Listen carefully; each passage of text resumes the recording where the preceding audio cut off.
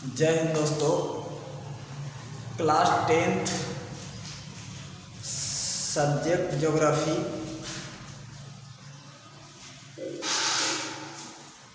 पिछला वीडियो में आप लोग को जो इसमें आता है भारत के प्राकृतिक संसाधन, इसमें अनेक प्रकार के लेसन आते हैं।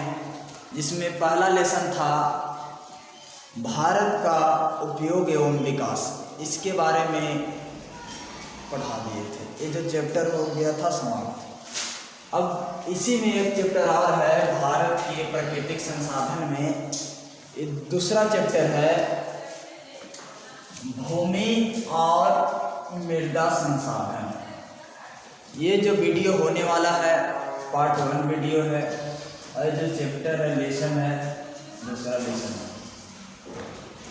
सबसे पहले जानेंगे भूमि और मृदा संसाधन के बारे में। तो देखिए, भूमि और मृदा संसाधन, जो भूमि है से भूमि भी एक तरह से क्या है, संसाधन है, और जो मृदा भी है एक तरह से क्या है, संसाधन। फिर प्रश्न अगर रहेगा क्या रहेगा कि भूमि जो है कैसा संसाधन, तो भूमि जो है प्राकृतिक संसाधन है, या फिर मृदा, मृदा किसको कहते हैं, मिट्टी को कहते हैं।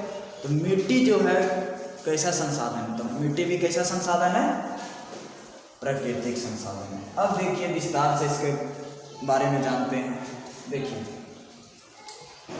भूमि एक महत्वपूर्ण प्राकृतिक संसाधन है। प्रश्न आता है, क्या आता है प्रश्न, बिहार बोर्ड क्लास 10th के एग्जाम बोर्ड में आता है कि भूमि एक महत्वपूर्ण प्राकृतिक संसाधन है।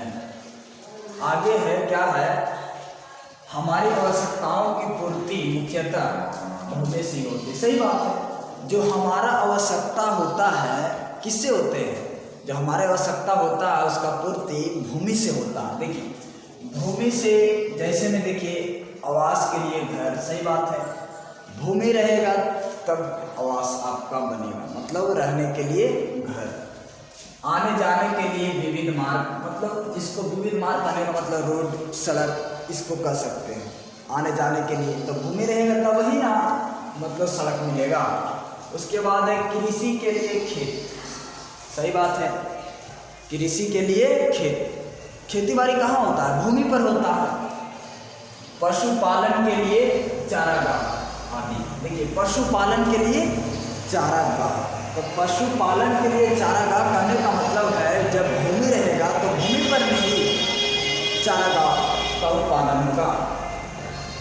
आगे देखिए, सर्वेक्षण से ज्ञात होता है कि विश्व में 137 करोड़ हेक्टेयर भूमि कृषि कार्य के लिए उपयुक्त है। देखो, सर्वेक्षण के द्वारा ज्ञात होता है कि जो विश्व में जो भूमि है कितना है, 137 करोड़ हेक्टेयर भूमि कृषि कार्य के लिए उपयुक्त है। आगे है कुल कृषि योग्य भूमि का लगभग आधा भाग केवल 4 बड़े देशों में ही उपलब्ध है। सही बात है, कुल कृषि का जो उत्पादन का मतलब देश है, कहने वाला भूमि है, वो 4 बड़े देश में है। देखिए कौन कौन सा देश है। कुल कृषि भूमि में 16.5% रूस में है, 16.5% कहाँ, रूस में है। 13% अमेरिका में है, 13% अमेरिका में है। 11.9% कहाँ है, भारत में है। 7.3% चीन के पास है। आगे जानते हैं, देखिए भारत के भूभाग का क्षेत्रफल 32.87 करोड़ हेक्टेयर है। जो भारत का भूभाग का क्षेत्रफल है कितना है, 32.87 करोड़ हेक्टेयर है। इसमें 48.83% भूमि पर कृषि की जाती है। भारत में प्रश्न आता है कि भारत में कितना परसेंट खेती बाड़ी किया जाता है भूमि पर, तो 48.83% किया जाता है। देखिए, भारत का 30% भाग पर्वतीय क्षेत्र है। भारत का 30% भाग पर्वतीय क्षेत्र है। प्रश्न आता है कि भारत का कितना प्रतिशत भाग पर्वतीय क्षेत्र है, तो कितना प्रतिशत? 30% है। भारत में मानसूनी वर्षा होती है। प्रश्न आता है, क्या आता है कि भारत में कैसा वर्षा होती है, तो मानसूनी वर्षा होती है। फिर आगे क्या है कि जम्मू कश्मीर और तमिलनाडु राज्यों को छोड़कर वर्षा ग्रीष्मकालीन हुआ करती है। अब देखिए इसमें एक वो दर्शाया गया है, क्या दर्शाया गया है कि भारत प्रमुख भू आकृतियाँ, देखिए एक भू आकृति है, भारत का जो है प्रमुख भू आकृति है। देखिए भारत में जो पठार है कितना परसेंट है? 27%। कितना प्रतिशत है? भारत में पठार कितना प्रतिशत? 27%। भारत में मैदान कितना प्रतिशत? 43%। भारत में पर्वत कितना प्रतिशत? 30%। चलिए अब आगे जानते हैं। देखिए चलिए आगे देखिए, आगे देखिए क्या है कि भारत के मैदानी भाग में, भारत के मैदानी भाग में जलोढ़ मिट्टी मिलती है। कौन सी मिट्टी मिलती है? प्रश्न आता है कि भारत के मैदानी भाग में कौन सी मिट्टी मिलती है, तो कौन सी मिट्टी? जलोढ़ मिट्टी मिलती है।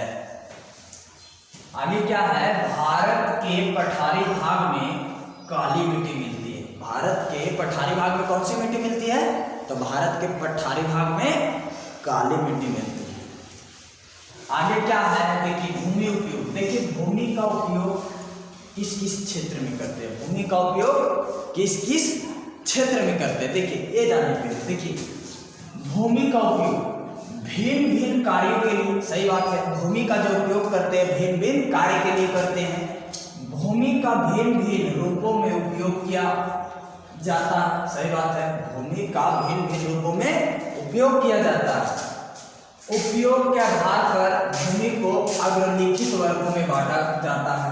कहने का मतलब उपयोग के आधार पर भूमि को अग्रलिखित, कहने का मतलब निम्नलिखित भागों में बांटा गया है। देखिए इसमें पहला जो क्षेत्र है, भूमि को किस किस क्षेत्र में बांटा गया, तो पहला क्षेत्र है वन क्षेत्र। कौन सा क्षेत्र? वन क्षेत्र। देखिए वन क्षेत्र किसको कहें? देखिए वन क्षेत्र जिस भूमि पर वन लगे हो या लगाने, देखो वन क्षेत्र किसको कहेंगे? जिस भूमि पर वन लगा हो या लगाने के लिए तात्पर्य हो, उसी को क्या कहते हैं? वन्य क्षेत्र कहते हैं। दूसरा है निवल बोई भूमि। निवल बोई भूमि, निवल बोई भूमि क्या होता है इसके बारे में जानते हैं। देखिए निवल बोई भूमि जिस भूमि से साल भर में एक या अधिक फसल उगाई जाती हो तथा मूल्यांकन के समय उसमें फसल लगी हो, इसे संकुल फसल क्षेत्र या कह सकते हैं ग्रॉस क्रॉप एरिया भी कहते हैं। देखिए निवल भूमि किसे कहते हैं? तो निवल भूमि वैसा भूमि जिसमें एक साल या उससे अधिक फसलें उगाई जाती है, उसी को क्या कहते हैं? निवल भूमि कहते हैं या फिर संकुल फसल क्षेत्र कहते हैं। आगे जानिए, देखिए एक होता है परती भूमि। कौन सी भूमि? परती भूमि। देखिए परती भूमि दो प्रकार के होता है। परती भूमि कितने प्रकार के? दो प्रकार के परती भूमि होता है।